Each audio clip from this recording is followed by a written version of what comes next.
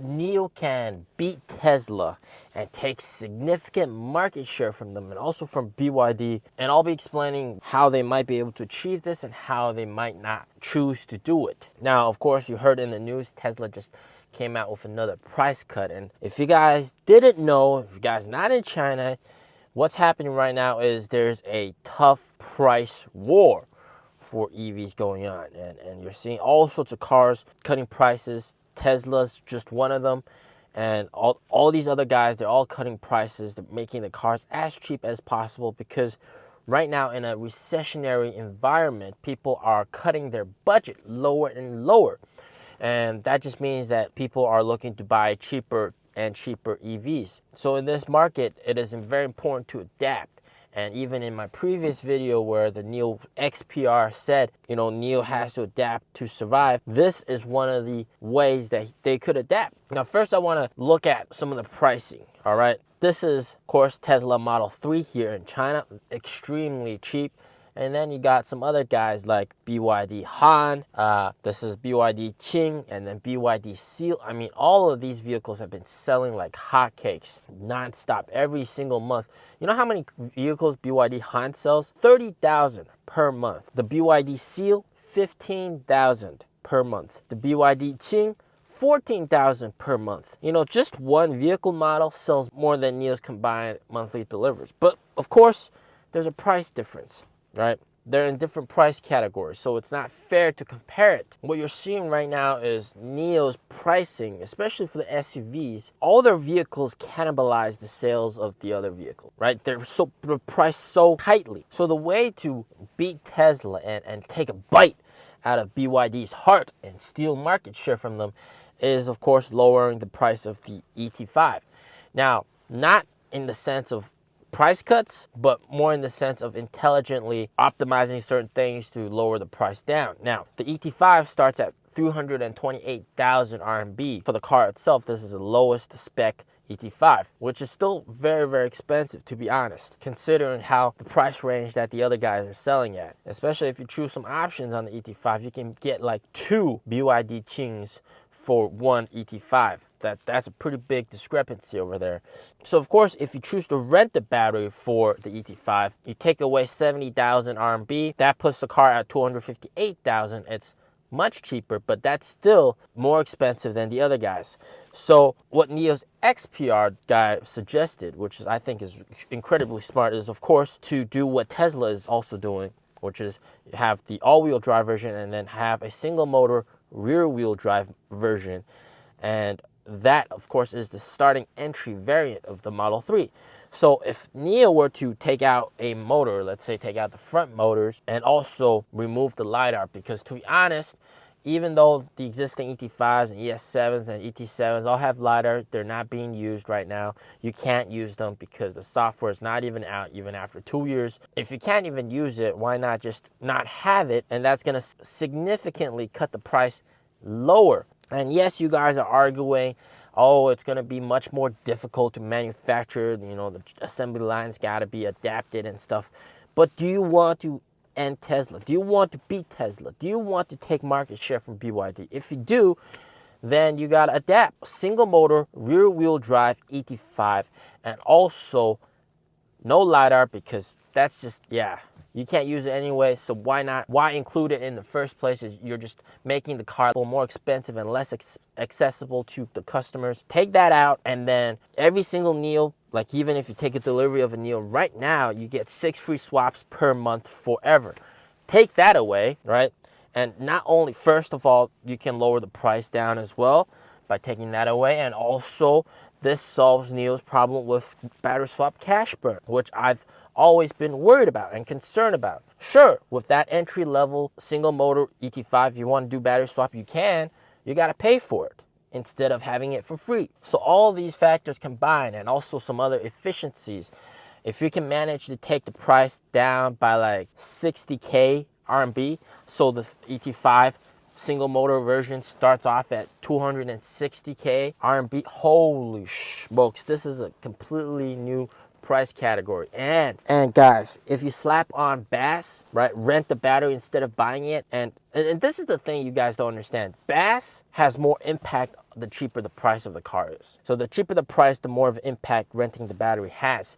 So at $260K, if you do BAS and you instantly save $70K by renting the battery instead of buying it, then that pushes the price down to $190K. Holy smokes, guys, $190K. If NIO can do that, $190K, bro, like, why would you ever buy a BYD, man? Why would you ever buy a Tesla, man? Right? With BAS, that is the way to go. And I would personally buy that vehicle as well, because I'll be honest, I don't really need, the ET5 is an entry-level sedan, in my opinion, and having a single motor is perfectly fine with it, right? And I don't really need LiDAR. I have NIO Pilot on my NIO, and I barely use it. I use it about 1% of the time. I regret purchasing NIO Pilot, the full package. And right now, we're entering a new phase where the cheaper the price of your vehicles are, the more bang for the buck, the more sales you have. And this is also why Li Auto has been continuously outperforming NIO and selling so well. And I know you guys are going to say, hey, Li Auto's a hybrid, Mr. P. What are you talking about? You can't compare the two. Like, Li Auto is pretty much an EV, but you take a generator and stick it inside the car. If I buy a generator and put it in the trunk of my car, I've turned my car into a Li Auto, basically. Yeah, so basically that's what it is.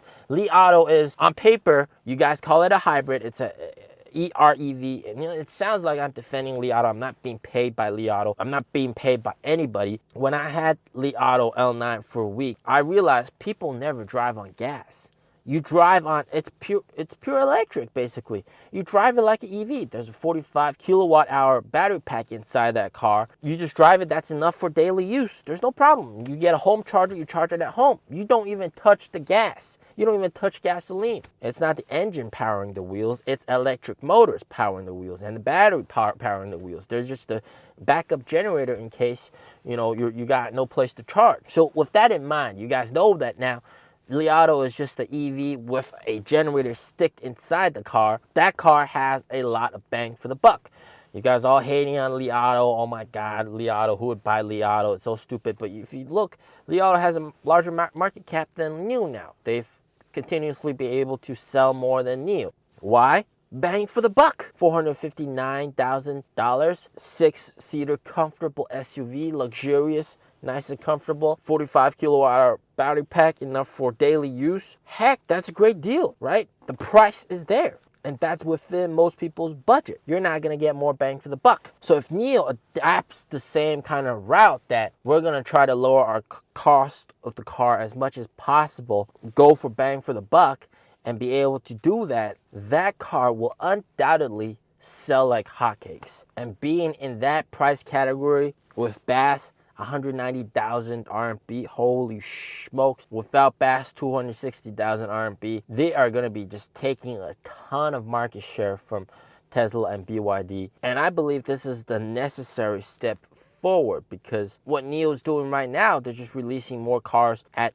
the SUV, same price category, and that's just cannibalizing sales of the previous models, and that's not really doing them any good. They got to expand their price range offerings to different consumer budgets, right? You got to go for a super cheap one like the standard range ET5, and also like a super luxurious one like the ET9 or the ES9, like super expensive one, million RMB plus vehicles to cater to the really rich guys. So that's how you get market share, not condensing your price range to that tiny category, 300,000 to 600,000. That's NIO's price category. I mean, like, you got to expand that out to get more market share. But of course, NIO might not want to do this, because NIO has always taken the stance that for electric vehicles, because the motor is so small and cheap to manufacture compared to engines, every single EV should have two of them, and in case, something goes wrong, one of them will still work. But come on, like, that's just an excuse, in my opinion. And all the other guys are doing single motor variants of the car. Like, why can't you do one as well? And it seems to me like NIO has always been trying to avoid and evade this price war and pretend as if they're not affected.